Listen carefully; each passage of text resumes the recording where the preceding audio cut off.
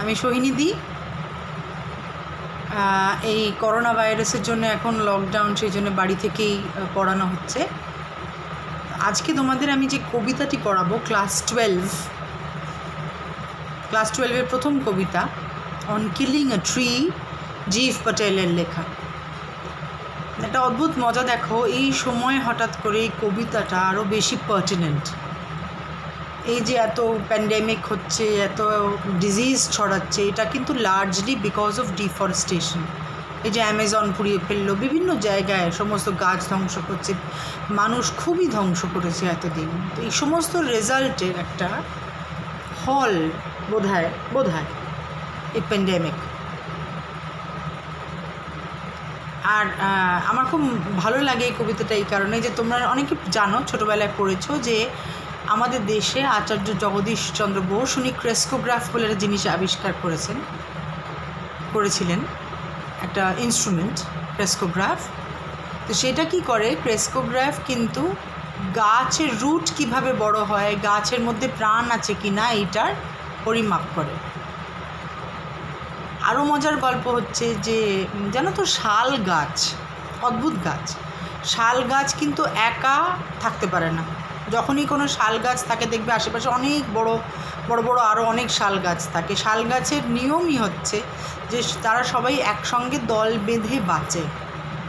যদি কিছু শাল গাছ একটা জায়গা থেকে কেটে দাও, তাহলে দেখবে আশেপাশের অনেকগুলি গাছ কিন্তু তারা প্রোটেস্টে মারা যায়।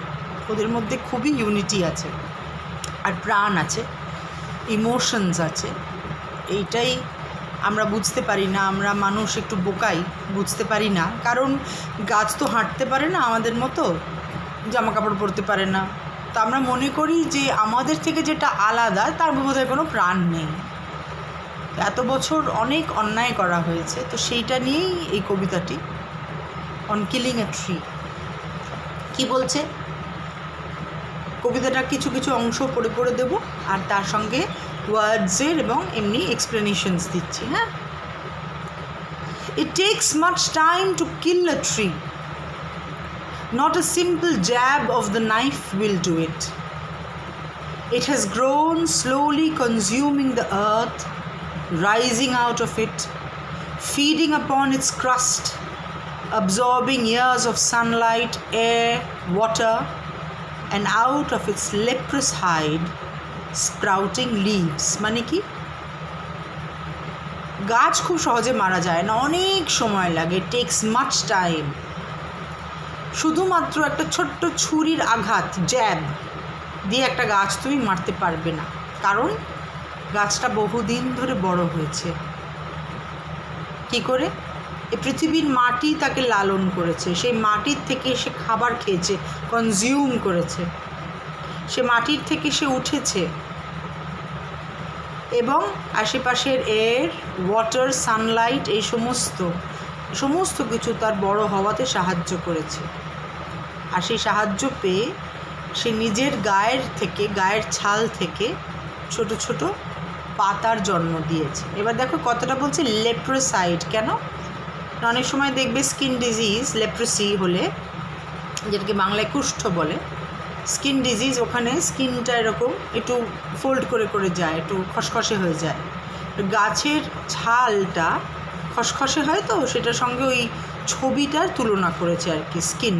এই খুব ইন্টারেস্টিং, জিভ প্যাটেল দেখবে ওপরে লেখা আছে উনি পেইন্টারও ছিলেন, তার ফলে ওনার কবিতায় অনেকগুলো ইমেজ আছে যেগুলো তুমি চট করে দেখতে পারবে। লেপ্রোস হাইড বললেই তুমি বুঝতে পারবে যে গাছের ছালটা কীরকম। সো পরেরটা পড়ছি। হ্যাঁ, so hack and chop, but this alone won't do it. Not so much pain will do it. The bleeding bark will heal, and from close to the ground will rise curled green twigs, miniature boughs, which if unchecked will expand again to former size. ঠিক আছে, মানে কি, সেই জন্যে তুমি যদি গাছ ভালো করে কাটতে চাও, তাহলে ওই যে বলছে ছোট্ট একটা ছুরির আঘাতে গাছটাকে মারা যাবে না, সেই জন্যে ভালো করে কাটো, তাকে খুন করো আর কি, চপ, ছোটো ছোটো পিসে কাটো, কিন্তু তাতেও হবে না।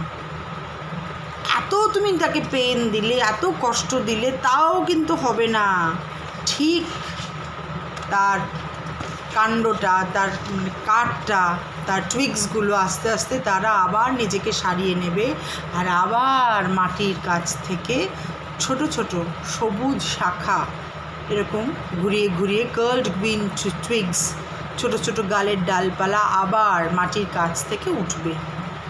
এবং তাদেরকে তুমি যদি আটকাতে না পারো, আনচেকড যদি তুমি তাদেরকে আটকাতে না পারো, মানে সমূলে যদি মেরে দিতে না পারো, তখন কিন্তু ওরা আবার আগের মতো বড় হয়ে দাঁড়াবে। কি বলছে তার মানে, যে গাছ কাটা অত সহজ নয়, সেই জন্যে খুব ক্রুয়েলি বলছে, ক্রুয়েলটি আছে কবিতাটাতে, যে ভালো করে আচ্ছা সে কাটো আর কি। তাহলে একটা গাছ কিভাবে মারতে হয়? No, the root is to be pulled out of the anchoring earth. It is to be roped, tied and pulled out, snapped out or pulled out entirely out from the earth cave, and the strength of the tree exposed. মানে কি বলছে, এবার যদি ভালো করে গাছটাকে মারতে চাও, তাহলে তার জড়টাকে মাটি থেকে টেনে বার করো। যে মাটিতে সে অ্যাঙ্কার, যে মাটিতে সে আষ্টে পৃষ্ঠে আটকানো, সেই মাটিটা থেকে তাকে একটা দড়ি থেকে বেঁধে ভালো করে তাকে টেনে তোলো।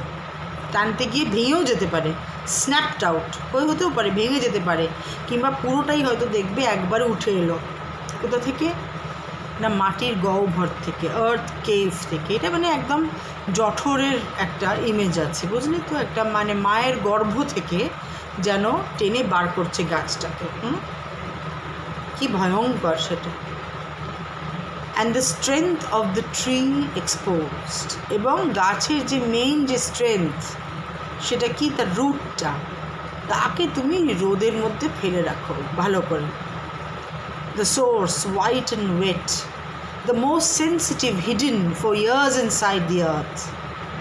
বুঝতে পেরেছ কি ভয়ঙ্কর? মানে মানুষকে বলছে যে মানুষ এগুলোই করে থাকে। মানুষ যখন একটা গাছ কাটে, একদম রুট থেকে টেনে বার করে তাকে ওপেন আলোর তলায় রেখে দেয়।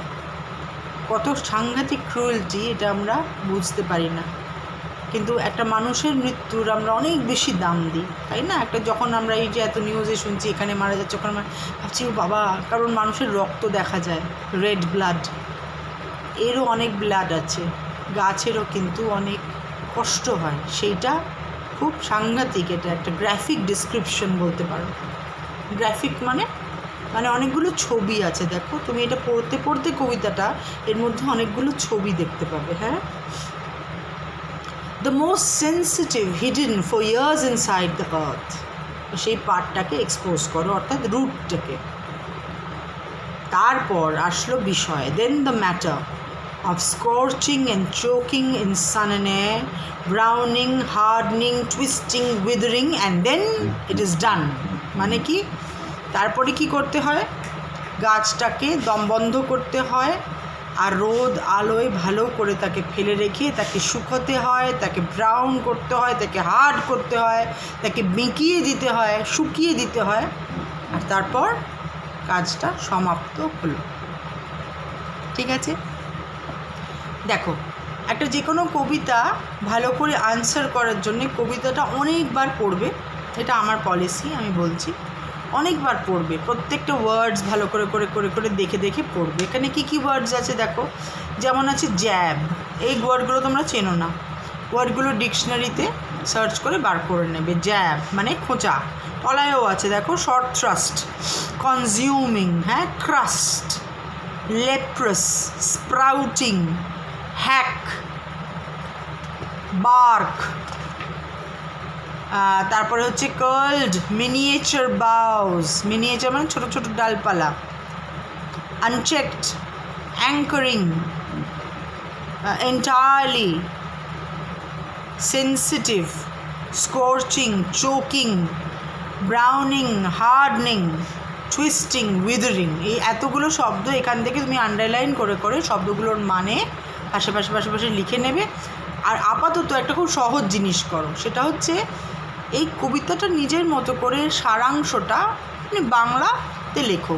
কবিতা লিখতে হবে না, বাংলা কবিতা ট্রান্সলেশন করতে বলছি না, একটা খাতার মধ্যে এটার বেঙ্গলি একটা ছোট বাংলা করে একটা ছোট সারাংশ নিজের মতো করে লেখো, তাহলে কবিতাটা তোমার বুঝতে মনে রাখতে অনেক সহজ হবে এবং কোয়েশ্চেন্সগুলো তারপরে আনসার করতে খুব সহজ হবে। আর একটা কথা মনে রেখো, যে কোয়েশ্চেন্স যখন আনসার করবে খুব লম্বা লম্বা কোয়েশ্চেন আনলেস নিডেড, 5 মার্কসের হয়তো লম্বা কোয়েশ্চেন হবে, কিন্তু ছোট কোয়েশ্চেনগুলো শর্ট আনসার দেওয়ার চেষ্টা করবে, কারণ শর্ট আনসারে গ্রামাটিক্যাল মিস্টেক্স আর স্পেলিং মিস্টেক্স কম হয়। ঠিক আছে, যেমন যদি বলে how long does it take to kill a tree, তুমি বলতে পারো it takes a long time to kill a tree, কিংবা it takes much time to kill a tree, বাস ওইটুকুই বলবে। Killing a tree is very difficult therefore ইত্যাদি ইত্যাদি অনেক কিছু বলবে না, একটা ছোট্ট সেন্টেন্সে আনসারটা দেবে, দেখবে আনসারটা কারেক্ট হবে। ঠিক আছে, ক্লাস 12 তাহলে আজকে এটা হলো। এরপর এর তোমার অনেক কোয়েশ্চেন ব্যাংকে অনেক জায়গায় তুমি এর অনেকগুলো কোয়েশ্চেন্স পাবে, কোয়েশ্চেন্সগুলো মোটামুটি সহজ। যদি কারোর জিজ্ঞেস করার থাকে যে দিদি কোন কোয়েশ্চেনটা কীভাবে আনসার করব, তাহলে তোমরা জানিও, এই যেখানে তোমরা এই লেসনটা পাচ্ছ সেখানে বিভিন্ন কোয়েশ্চেন্স আমাকে জিজ্ঞেস করো, আমি সেগুলোর আনসার্স তোমাদের দিয়ে দেবো। ঠিক আছে, সো অল দ্য বেস্ট। আশা করি যে এটা তোমরা মানে বুঝতে পেরেছো।